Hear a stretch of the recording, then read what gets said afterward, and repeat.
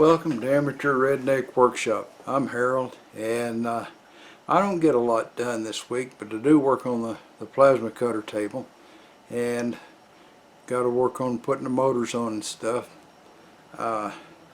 We got into hurricane season here. I believe it's officially started now, and there's already a disturbance out in the Gulf, and you know, it's just about 3 days, let's see, 4 days till the Steel Challenge, and we got a bunch of rain yesterday and some predicted for tomorrow. And I thought, boy, I sure hope I don't get a lot of rain, because we got rained out last month, and I don't really want to be rained out this month. But it looks like we're going to be nice and sunny on Saturday and Sunday, so we'll be all right. Like I say, the boss lady had so many things for me to do this week, I hadn't got a whole lot done. So, and I've already assembled all the video there except for this part. So I can tell you that it's about putting the motors on, and you'll see how much progress I make or don't make, along with messing up. You know, I've been making mistakes since 2013, so you guys don't have to. Personal sacrifice. Well, after weeks on a slow boat from the country where everything's manufactured, the two pulleys with set screws have arrived, and I think they're just right to fit on the motors. Supposed to be. Let's see here. Yeah, they fit. They have to be turned around this way, so the set screws will have something to set in. But there you go. I think that'll work. Now I've got to take the brackets and modify them to fit on my 80-20, because the slots in are just a little bit too wide. They're not going to fit like they are. I ordered some of these instead of making them. I figured it'd be a lot smarter and a whole lot less work, so I just ordered the brackets, and I'll show you the fit problem. Of course, everything that I've touched here has had to be modified to fit. As you can see, if I line up one of these holes right here with a slot, well, the other ones, of course, way the heck down here. So I'm going to have to mill out a slot just a little bit higher up, which is not a big deal. It won't take but a little bit, and then we'll come back to this. Alright, now to thread these two holes, I discovered they're just right for a 1/4-20, and so I sprayed a little diesel up in there and run this tap in. Yeah, I sort of said diesel. I know you guys thought I was using WD-40 on aluminum all this time, but I've been using diesel because it gives the same results at about 1/10 of the price.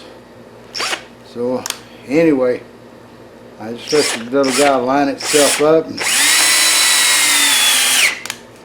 going there until it just gets a little stiff, and pull her back out.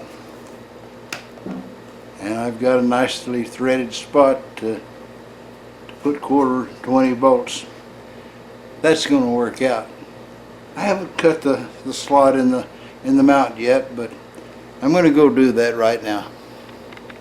Slotting this is a pretty simple job. Any idiot that can walk and chew gum at the same time can do it. Doesn't require any special tools or precise you know, anything. So I lined the little booger up, and I used a tri-square to make sure that the slot would start at the same place as the others, and that's basically all you got to do.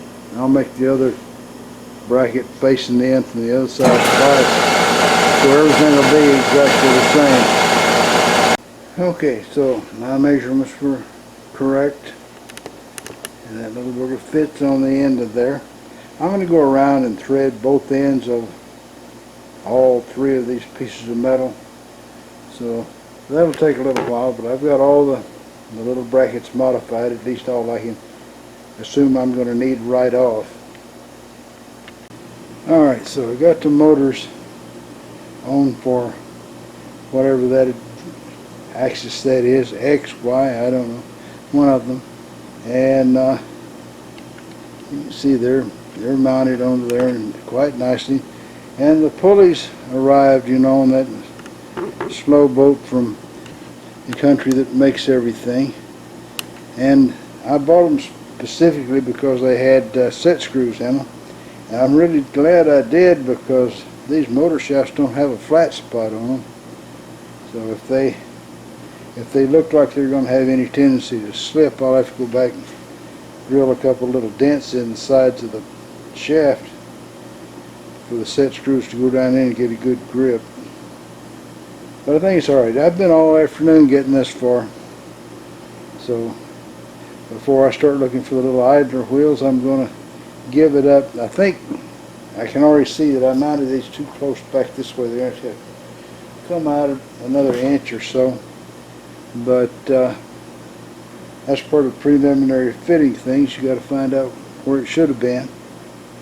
So I'm going to knock this off until at least tomorrow. Sometimes I even amaze myself with the consistency with which I can screw up. The first time I made these little blocks, I put the hole here for the thread. And I said, no, that's wrong. I threw them away and made these little blocks with the clamp on the side, which is obviously not right. I want to run the belt right across the top there. So I already threw the others away, so I get to start over again one more time. Darn it, there's never any rest for the wicked. It seems like the older I get, the less work I get done. I spent all afternoon correcting my mistake, and I guess it's pretty well right now. So the next step, I've got to put the little idler wheels, should be out here on the end. Got to put them on the rail there, right there, and on both sides, of course. And then I'll have to put a stop somewhere along here. This guy doesn't need to go all the way. He needs to stop along about there. So I need to put a stop for the gantry so it doesn't go too far. And then I can start working on the crossways section. I found that there's a place in the U.S. where I can order these pulleys, so I shouldn't have to wait more than a week anyway for any more that I need. And I do need some more. I'm going to have an idler pulley for that thing there, for the gantry. So I'm not planning real good here, am I? You know, I got to thinking about yesterday when I said I'd worked all evening just to get that one little piece done. Actually, I went out to the driveway and I unplugged the windshield washer thing on the truck and got it all where it squirted good. And I took another little pulley and machined in some set screws, 2 set screws for it, and a couple of things like that. So I guess maybe I got more done than I thought. But now I've got that little bracket right there. This is sort of the first try with it, and I really am going to try to smooth off the corners and stuff on this one. But that's going to hold the little belt at this end. And let's walk down here.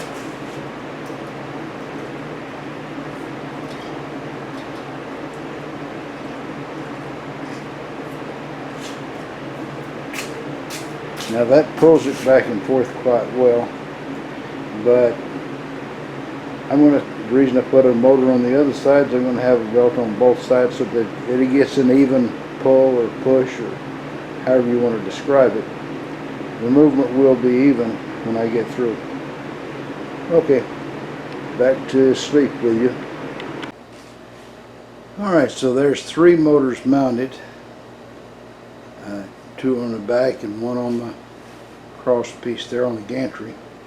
And I've got the little pieces. I'll show you the things that are going to hold the idler wheels. They're all cut out and drilled and threaded and ready to be painted. They have a little coat of primer on them right now, and I'll put a top coat on it before I go in the house. But I imagine this is all the progress I'm going to make today because they got to wait for that paint to dry. You know how long that takes.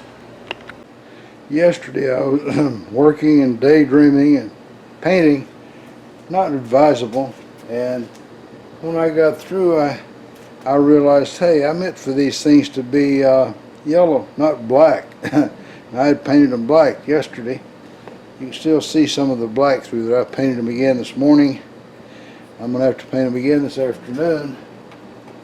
So I lose a day of work over the painting, but I wanted them yellow, so I came out today and painted them yellow. I guess it's not advisable to daydream and work. Won't help you much, will it?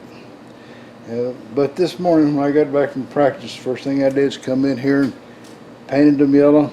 I'll give them another coat here, and I've got other things to do this afternoon, so I'm not working on anything today. Well, now, Bubba was driving across Texas, which is a pretty big job in itself, and he got out in West Texas, you know, where it's kind of sparsely settled. He got tired of driving. He saw this motel, and he pulled in there and checked in and asked the clerk. He says, say, someplace around there where I can get something to eat. And the clerk says, well, he says, down here, further down the road about 9 miles, there's a place, it's a restaurant. He says, but I wouldn't even send my worst enemy in that place. He says, back up the road about 13 miles the direction you just come from, there's a fancy dinner club up there. And he says, they got pretty good stuff if you don't mind, you know, paying for it. So Bubba took off up the road, got to this fancy dinner club, you know, and he was just, you know, salivating at the thought of getting some good juicy steak and all that, because he was hungry. So he went up to the door, and the guy at the door stops him and says, hey, he says, you can't come in here like that. You got to have a tie. Bubba says, well, I ain't got one. I'm traveling. And man said, well, he says, you can't come in here without a tie. So Bubba said, well, I'll be right back. And he went out to his pickup truck and looked around a little bit, and all he could find was a pair of jumper cables. And so he took one of the jumper cables and wrapped it around his neck and tied it into a bow tie, you know, the ends hanging down. Went back in there and told the guy, he said, okay, he said, I got me on a tie. So the fellow at the door, you know, he looks him over from one side and the other, and he finally says, well, all right, you can come in, but don't start nothing. Well, that's all, folks. Y'all try to subscribe if you're not already a subscriber. Leave a comment if you got something to say. And above all, remember, keep on keeping on. Bye now.